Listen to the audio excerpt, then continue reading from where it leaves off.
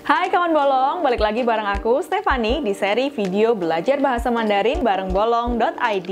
Nah, kita udah masuk episode ketiga nih. Di episode kali ini, aku mau kasih kawan bolong tips-tips untuk menghadapi interview dalam bahasa Mandarin.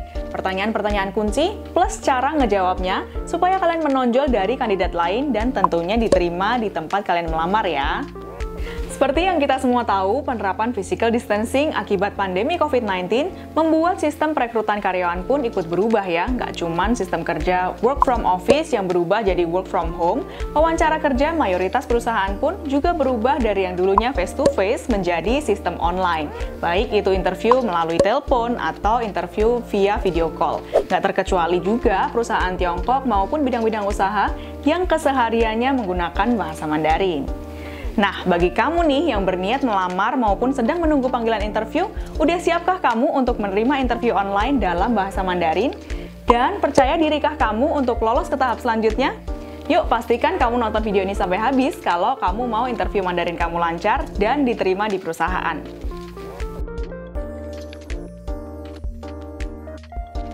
Jangan sepelein hal-hal teknis, karena meskipun itu nggak ada hubungannya sama skill kamu, tapi masalah teknis bisa aja mempengaruhi kesempatan kamu untuk nunjukin sisi terbaikmu saat interview. Nggak mau kan kalau interviewer, HR, maupun calon user kamu nganggap kamu nggak sopan kalau tiba-tiba koneksimu terputus dan kamu offline secara mendadak. Atau mereka jadi salah paham sama kalimat kalian karena jaringan kalian nge-lag dan sebagainya. So, pastiin jaringan kalian cukup kuat, koneksi kalian cukup bagus, serta kuota dan baterai gadget kalian cukup untuk durasi interview sekitar 1 jam. Aku saranin untuk kalian bisa pakai headphone atau earphone ya, agar suara kalian ke HR maupun suara HR ke kalian bisa terdengar jelas dan nggak ada noise. Lalu carilah sudut ruangan dengan latar belakang yang rapi, misalnya kalian punya rak buku atau sejenisnya. Atau cuma di depan tembok putih pun itu juga masih oke. Lalu duduklah di depan kamera dengan posisi kamera sejajar dengan mata kalian atau biasa disebut dengan eye level. Dan juga pastikan pencahayaan lampu ruangan itu cukup terang ya untuk memperlihatkan wajah kalian. Meskipun wawancaranya lewat video call, tapi kalian tetap harus jaga penampilan ya. Berpakaian formal atau semi-formal akan memberi kalian itu nilai plus di mata pewawancara. Sebaliknya, pakaian kalian kalau nggak rapi atau nggak profesional, itu bisa bikin kalian gagal, bahkan sebelum wawancara itu sendiri dimulai. Nggak jarang loh seseorang keburu ditolak atau dianggap nggak mampu melakukan pekerjaan itu hanya karena pakaiannya nggak sesuai untuk wawancara. Karena pada umumnya, HR akan berpikir bahwa kalau hal sesederhana itu aja kalian nggak bisa proper, gimana nanti sama tanggung jawab besar yang akan diberikan pada pekerjaan itu. Di beberapa perusahaan multinasional yang mayoritas stafnya milenial misalnya, biasanya memang diizinkan untuk berpakaian lebih santai. Tapi tetap ada batasnya ya, jangan sampai kalian terlihat terlalu santai dengan memakai kaos oblong misalnya, atau baju olahraga, baju tidur, dan sejenisnya.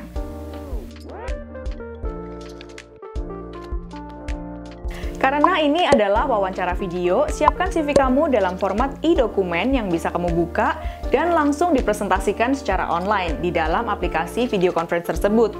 Aku saranin juga supaya kamu bisa buat versi landscape atau mendatarnya, supaya tampilannya optimal jika dibuka oleh pewawancara kamu lewat layar komputer atau layar laptop.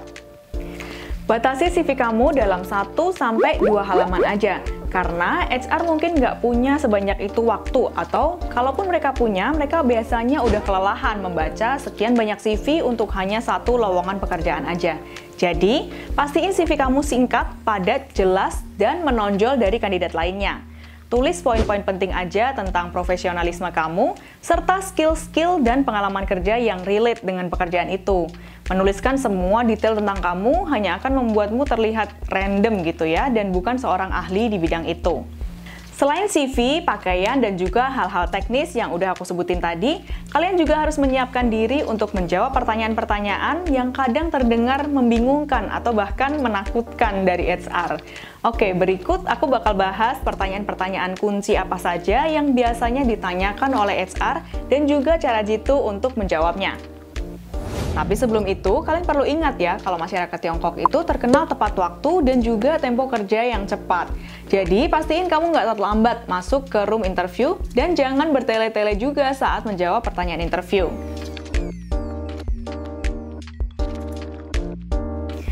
Kenalkan dirimu. Ini pertanyaan yang sepertinya luas dan kedengarannya random banget ya, teman-teman. Mungkin ada dari pelamar kerja yang menceritakan tentang asal-usul keluarga lah, hobi lah, dan juga lain sebagainya. Tapi sebetulnya lewat pertanyaan ini, pewawancara itu pengen tahu secara spesifik tentang profesionalisme kamu dan juga apakah kamu cocok untuk mengisi lowongan pekerjaan yang sedang kamu lamar tersebut. Jadi, aku saranin kalian untuk mulai dari pendidikan terakhir kalian, entah itu SMA, SMK, S1, S2, dan seterusnya. Ceritain tentang apa jurusanmu, kenapa kamu memilih jurusan itu, dan juga skill apa sih yang udah kamu pelajarin dan bisa diterapin secara langsung di dunia kerja. Kalau kamu udah pernah bekerja sebelumnya, kamu bisa lanjut bercerita tentang pekerjaan kalian yang sebelumnya. Tapi ingat, nggak perlu ngejelekin tempat kerja kamu yang sebelumnya ya. Selain itu, kamu juga bisa menambahkan sedikit tentang karakter dan juga kebiasaan kamu dalam bekerja. Asal-usul keluarga dan juga hobi dan sebagainya yang aku sempat mention di atas tadi, boleh aja sih kalau kamu mau mention, cuman asal itu relate dan juga bisa mendukung pekerjaan kalian yang akan kalian lamar itu. Pertanyaan tentang gaji sebenarnya emang selalu bikin galau nggak sih kawan bolong? Apalagi kalau di lowongan kerja tersebut nggak disebutin range gajinya gitu. Nah, kalaupun tertera, pasti kalian atau kita semua akan melihat dan pengen dapat range yang teratas dong ya, bener nggak? Tapi tahukah kalian sebaliknya, dari sisi perusahaan, mereka juga akan berusaha gimana caranya untuk menekan gaji karyawan tersebut ke range yang terbawah. Jadi nggak akan nemu dong ya kalau gitu. Tenang, ada taktiknya kawan bolong. Yang pertama, kalian bisa menjabarkan skill-skill kalian sehingga pewawancara merasa bahwa kalian itu bisa beradaptasi secara lebih cepat dan mengemban pekerjaan itu dengan lebih baik daripada kandidat yang lainnya. Cara yang kedua, jika kalian juga melamar di perusahaan lain dan kebetulan mendapatkan tawaran yang lebih tinggi nih, kalian juga bisa menggunakan itu untuk bernegosiasi, tapi nggak perlu menyebutkan merek perusahaannya ya.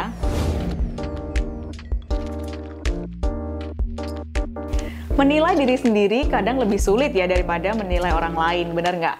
Untuk itu, kalian bisa pikirin dan juga ingat-ingat kembali apa yang orang-orang di sekitar kalian pernah kasih tahu atau komen tentang kalian. Kembali lagi, sebutin hanya kelebihan-kelebihan yang mendukung pekerjaanmu itu aja ya. Jadi kontekstual gitu, nggak perlu semua kelebihanmu disebutin. Nah, untuk kekurangan, aku ada sedikit tips biar kamu nggak terlihat kurang-kurang amat gitu ya. Gimana sih caranya? Carilah satu aja di antara kekurangan-kekuranganmu yang mungkin bisa dinilai buruk tapi juga bisa dinilai baik juga dalam situasi tertentu. Misalnya, Kak, aku ini orangnya perfeksionis. Nah, siapa sih atasan yang nggak pengen pekerjaan anak buah atau bawahannya itu diselesaikan secara perfect atau sempurna gitu? Pasti pengen kan? Jadi ini situasional. Dalam situasi tertentu itu bisa menjadi keburukan kamu, tapi dalam situasi tertentu juga itu bisa jadi kelebihan kamu. Pertanyaan ini, kawan bolong, bertujuan untuk mengetahui caramu menyelesaikan konflik di tempat kerja. Menjawab ini memang perlu ekstra hati-hati, karena ketika kamu nurut-nurut aja sama atasan, maka kamu rawan dianggap sebagai karyawan yang pasif. Tapi kalau kamu terlalu banyak memberi ide dan juga membantah, kamu bisa aja dianggap sebagai pembangkang. Jadi memang untuk hal-hal yang bersifat mutlak, aku saranin kalian untuk tetap hormat dan patuh pada keputusan atasan. Tapi dalam hal-hal yang bersifat terbuka seperti contohnya forum diskusi, terus meeting gather ide, kamu bisa aja mengeluarkan pendapat meskipun itu berbeda dengan atasan kamu. Pastiin kamu udah siap dan juga nanyain minimal satu aja pertanyaan pada pewawancara. Baik itu tentang perusahaan itu sendiri secara umum atau seputar pekerjaan yang akan kamu lamar. Dengan bertanya, kamu akan terkesan serius dengan karirmu, serta kamu berencana untuk bekerja di perusahaan tersebut dalam jangka panjang gitu. Bukan cuma main-main atau asal ngelamar untuk gaji dan supaya nggak nganggur atau lain sebagainya. Nah, supaya nggak bingung, aku langsung aja kasih kalian contoh interview dalam bahasa Mandarin. Yuk, kita simak. 你好，可以请你做一下自我介绍吗？您好，我叫小李，是一名专业的中英翻译。我在2016年毕业于广州的暨南大学。之之前呢所读的学系是汉语言，毕业以来我一直都在从事翻译行业，也担任过了多年的中文记者。目前呢，我在博朗的电子媒体做了兼职的主播。可以请你列出你的优点和缺点吗？我的话，学习能力和适应能力都比较强，而且能很快适应了新的环境和工作。在做事的同时也比较认真努力。不过我朋友们呢，常会评价我说：“哦，你就是完美主义的人”之类的评价。但我也承认，在做事情，尤其是在工作，我都会努力做出我最好的。如果跟主管的意见不合的话，你会如何解决呢？我觉得主管是主管，应该都会比下属更是新人懂公司的制度等东西。所以呢，在这个范围内，我会听从主管的。但如果是在开放性的讨论时，我会提出我的意见。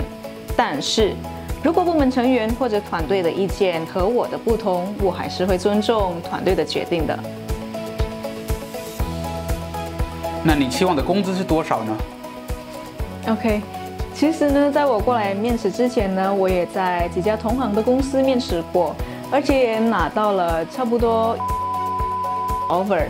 不过我看这里的工作环境都比较好，老板呢也比较热情，所以我想，如果可以的话，请贵公司也给我相同的待遇。不知道这会不会过分呢？那你对我们有什么问题吗？有的。我想请问一下有关团队的工作，目前该团队的成员有多少呢？还有就是他们的工作流程和分工如何？可以麻烦您也大概描述一下吗？谢谢。Nah, itulah tadi tips-tips beserta contoh wawancara dalam bahasa Mandarin. Kalian bisa langsung aja ya praktekin saat wawancara kerja nanti. Semoga wawancara kerja kalian lancar dan juga diterima di perusahaan yang kalian ingin lamar. Jangan lupa juga untuk berbagi pengalaman wawancara kerja kalian di kolom komentar di bawah ini ya. Klik lonceng notifikasi dan juga subscribe channel YouTube ini. Intip juga sosmed kita di sini. Oke, thank you dan sampai ketemu di episode selanjutnya. Bye-bye. 再见.